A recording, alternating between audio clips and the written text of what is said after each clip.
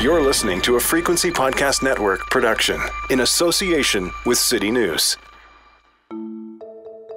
If you asked a random Canadian voter about Alberta Premier Jason Kenney, the answers you'd get back would mostly amount to, he's the definition of a right-wing prairie conservative. I'm reasonably sure that Kenney himself would agree with that.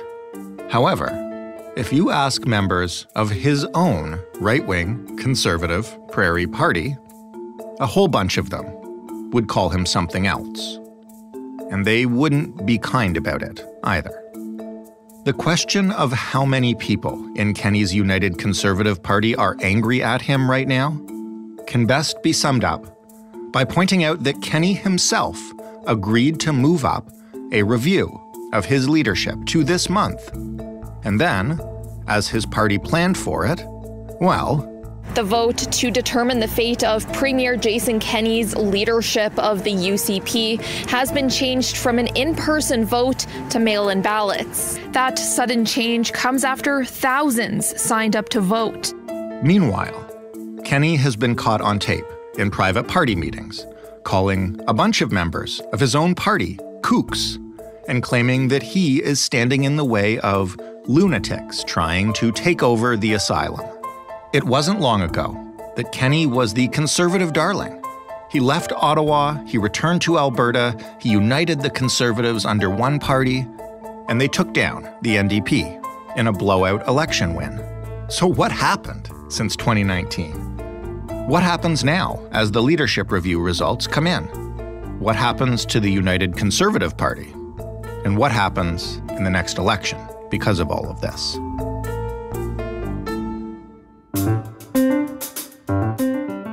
I'm Jordan Heath-Rawlings. This is The Big Story.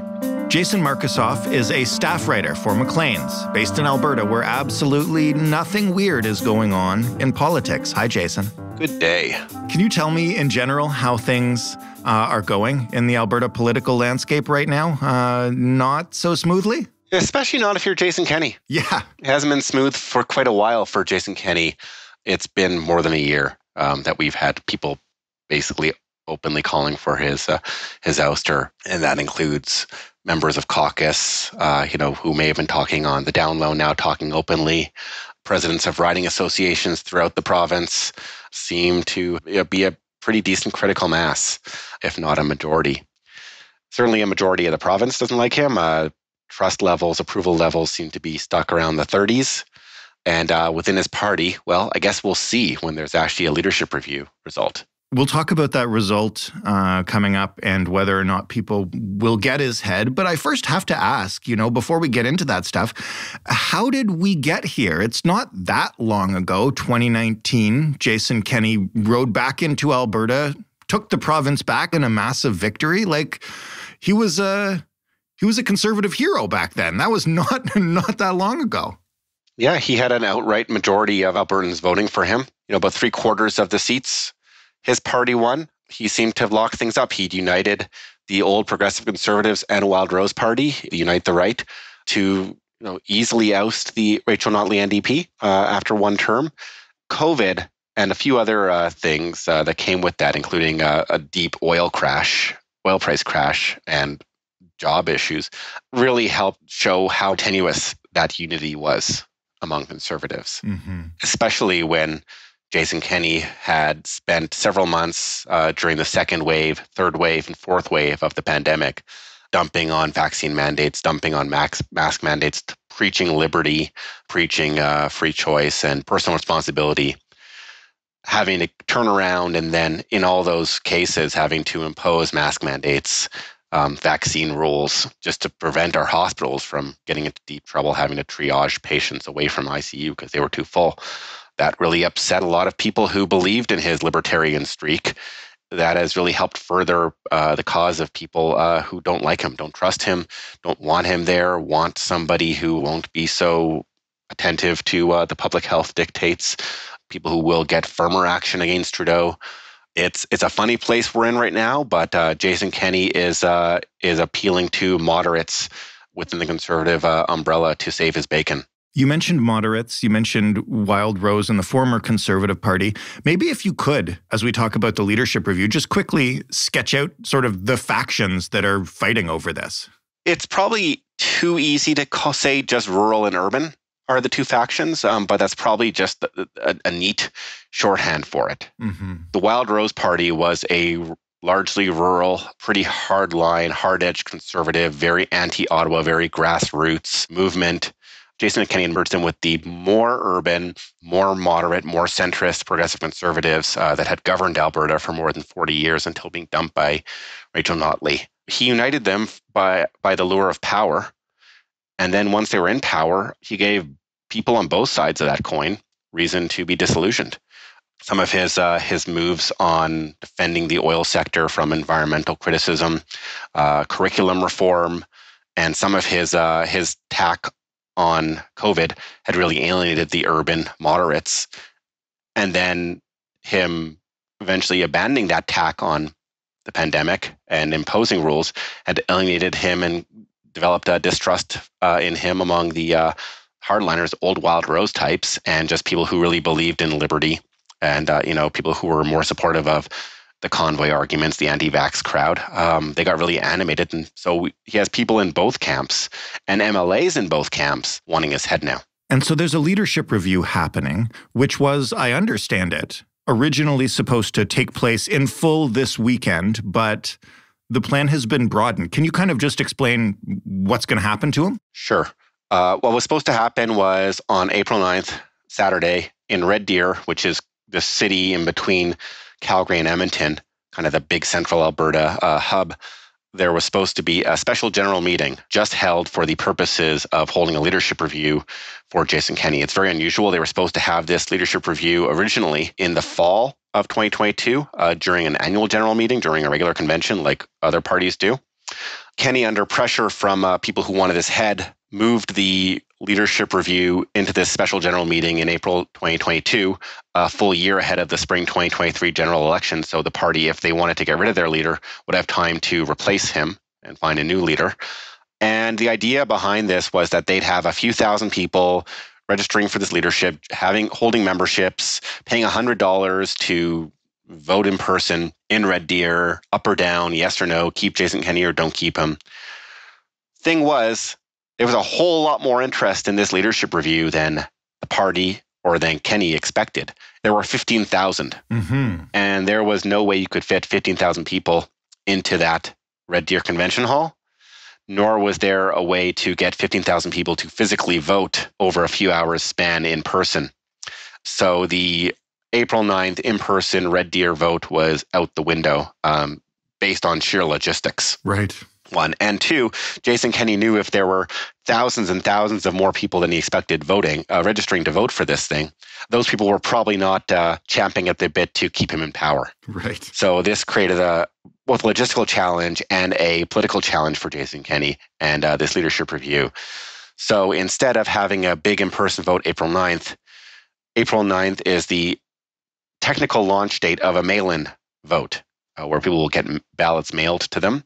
And they'll mail them back, and then an accounting firm will count the ballots, and then we'll get a result not until May 18th now. The other thing that's changed in this is that it's not just people who are willing to spend $100 and head to Red Deer who are voting now.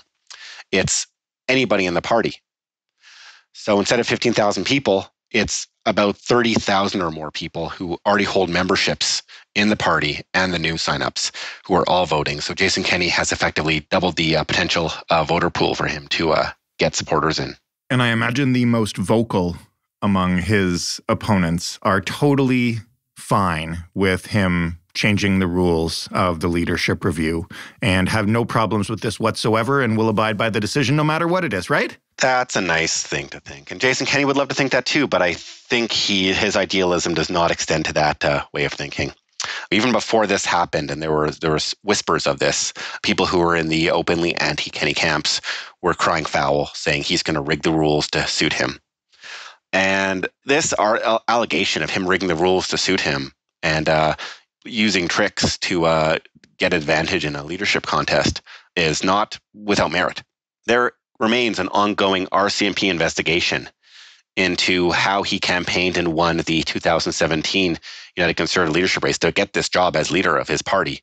There was an ongoing RCMP investigation, one for which he was just interviewed a few months ago by the Mounties, into how his campaign allegedly used voter ID potentially fraudulently to get people's digital IDs to vote on this digital leadership contest.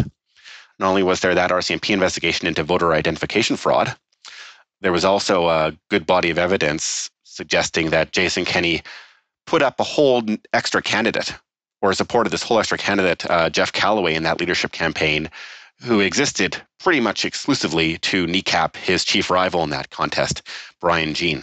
And guess what? Brian Jean is still around politics. He left for a while, but he's back. He actually has just won a by-election as a United Conservative member back in Fort McMurray, where he used to be, up in the northeast of Alberta. And he is pretty much a one-issue candidate. And his one issue is getting rid of Jason Kenney and replacing him. This is some impressive palace intrigue, I have to say, even by the standards of Alberta Conservatives. But the other thing that I want to ask you about, which I also found fascinating, is that Kenney recently spoke pretty candidly about the hardcore base of his party, a base of which I would have assumed months ago that he was part of. For those who didn't hear about this, can you sort of outline what he said and the stance that he's taking? Yeah. So in late March, the same week that they announced this mail-in ballot process, Jason Kenney spoke to staff members in the legislature, in his government caucus, and somebody was recording. So we found out what he said. And among the many things he said was that this party has a lot of kooky people in it who think really rogue things. And, quote, lunatics are trying to take over the asylum. He's basically saying that there's a bunch of people who've gotten to the party or who are members of the party who are nuts and want to take the party to a radical direction. And if they get rid of him, that happens. This was not meant for a general audience, this message. He's certainly tried to walk back the lunatics comment since. But the overall theme of it, that there's a bunch of unhinged radicals who've joined the party to try to take him out and want to find somebody more radical. That is his new line. Right. That is basically his last best argument, it seems, to keep him in power. There are all the anti-vaxxers, the hardcore convoy crowd, the anti-maskers, the lunatics, basically, are wanting to oust him. And he's the only thing keeping Alberta in check and as a rational governing force. He's asking one segment of his party, the more moderate members, the more reasonable members of his party, to save Alberta from another segment of his party, the quote-unquote lunatics. There will be some people out there who, might not have been keen to vote for him, like him or not, who may be animated by this and may cast a ballot to save him anyway, because better the devil you know than the devil you don't. But I am sure that a lot of those hard-edged people, the people who might think he's calling them lunatics, calling them a basket of deplorables, I can imagine that they will be even more hell-bent on getting rid of him than they were before. If you'd been making odds a couple of years ago, how unlikely would you have made the Jason Kenney blasts far-right conservatives pick? I mean, it seems incredibly against type. Absolutely. Jason Kenney's background is unique in Canadian politics. Sometimes you have fiscal conservatives, sometimes you have social conservatives. Jason Kenney's background is in both. He was always one of the more conservative members of Stephen Harper's cabinet.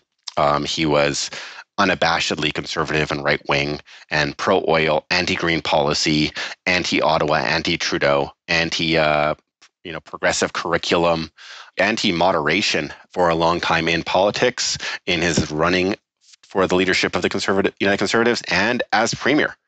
He's been that to a pretty good extent. Now that he's having to run away from that is tricky, but he's also doing that, and he's trying to play some of those same notes and play some of the best of for those crowd. He'll send tweets out bashing the Toronto elites who run the Toronto Globe and Mail for a story he didn't like. He'll put up some ill-considered Will Smith meme where reality slaps. Chris Rock labeled green energy policies. So he's still catering to the people who, to a lot of Canadians might be seen as lunatics or hardline conservatives. But he's trying to set the bar at him as a sane conservative and people who don't like him as lunatic conservative. I don't know if you have an answer to this, but what do the people that you talk to or any numbers that we've seen say about his chances of retaining his job? I know that when it was going to be an in-person vote, as you mentioned, it looked really, really unlikely. Do we know anything now about the likely outcome? It's really hard to gauge. I mean, I wouldn't have totally ruled out him eking out a win in Red Deer. He's still a very good organizer. He's working really hard at this. A lot of his senior staff from the Premier's office have taken leave to run. It's sort of like, a general election where there's just a relative shell of a Premier's office running the show, running the province, and a whole bunch of them are working on full-time on saving his bacon. He's still a canny organizer. He has the membership list of all these UCP members. So he's having phone banks. They've basically voluntold all political staff in his minister's offices and in caucus staff to work phone banks a few weekends ago. He is still fighting for this. And between his hard efforts and what people allege are, might be dirty tricks that he pulls, he could still win this. But victory is a very relative thing. Jason Kenney's talked about that all he needs is 50% plus one vote to remain as leader, which is technically true, but realistically not. Because if he has only half of his party membership supporting him, that's going to just fracture the party. People are going to leave en masse. He'll lose caucus members. You can't go forward leading half of your membership into battle and they're half wanting your head. Conventionally, the threshold you need is well over 70% of your party supporting you to function as leader. In 2006, when Ralph Klein faced the leadership review and got 55%, he knew he was done. He left a few weeks later. Or he announced he was going to resign a few weeks later. So if Jason Kenney gets a strong, solid 70%, which is possible, maybe unlikely, but possible, he could stay in power. If he gets in the 50s, he probably has to leave. And if he stays, it's going to be with a very, very, very fractured party. In fact, even if he does get a strong result, there are still those people in the party who are so cynical, so skeptical about his politicking ways that they won't trust the vote. And so they'll want to leave. It's hard to see a scenario where Jason Kenney comes out of this with a strong, united Conservative Party. Well, the last thing I want to ask you about is the election scheduled for next spring. But first, just because we've kind of been dancing around this question and it seems obvious now, Jason Kenney brought the Conservative Party in Alberta together. It was split for a long time. What are the chances that it can sustain itself through this? Won't we just see a new version of a Wildrose Party? Quite possibly. It's really going to depend on who the next leader is, what kind of leader the next person is. And this is one of the grand questions of Alberta politics. If not Jason Kenney, then whom? I mentioned Brian Jean. He said he's going to run for leader. The previous Wildrose Party leader, Danielle Smith, has stepped forward as wanting to run if Jason Kenney is out as well. I don't know if either of those people are going to be this big galvanizing, unifying force. I don't know if either of them can actually win. And I don't know if there are any cabinet ministers who are quietly preparing bids in case Jason Kenney loses, who are going to be able to unite these very divided factions either. It's going to be very tricky. The only thing that's going to keep this party together is what kept it together in this time, and that's fear of the NDP government. Where do we stand in terms of the fear of an NDP government? Obviously they must be salivating at the prospect of the UCP breaking up, but beyond that and beyond whether it's Kenney or Brian Jean or somebody else, what do we know right now about the chances of the UCP staying in power? Are they as unpopular as Kenney has become? They have been. Things seem to have shifted in the last few months. For the better part of a year, throughout pretty much all of 2021 and into 2022, the NDP were ahead in the polls. It was seeming like a certain victory for Rachel Notley for quite a while. Things have shifted in the last few months. Jason Kenney has come even or even slightly ahead, depending on which poll you're looking at. And that's largely because Alberta's budget is balanced. Oil prices are close to $100, and that's done wonders for Alberta's fiscal situation. Also, that irritant of vaccine mandates, mask rules, public health protections, the ones that were really riling his conservative base, those are gone. COVID's allowed to given the run of the province now. And that's really turning those people who were really hell-bent on being furious with Jason Kenney into people who are more willing to tolerate Jason Kenney release his party. So it's no longer a seemingly sure thing that Rachel Notley is going to win this next election. A lot will depend on how strong and how sturdy the United Conservative Party is. I don't think it's Jason Kenney's or UCP's to lose right now, but they certainly retain a fighting chance, especially with Alberta in a much stronger financial situation. And I guess we'll find out what the UCP will look like going into that election in about 6 weeks or now, so, Jason? Yep. Okay, well, we might check back in with you then. In the meantime, stay safe out there. Thanks for joining us. All right, cheers. Jason Markusoff, staff writer at Maclean's. That was The Big Story. For more, you can head to thebigstorypodcast.ca. You can talk to us anytime on Twitter at TheBigStoryFPN. And of course, email us, thebigstorypodcast, all one word, at rci.rogers.com. You can find this podcast in any podcast player you prefer. You can ask your smart speaker to play The Big Story podcast. Thanks for listening. I'm Jordan Heath Rawlings. We'll talk tomorrow.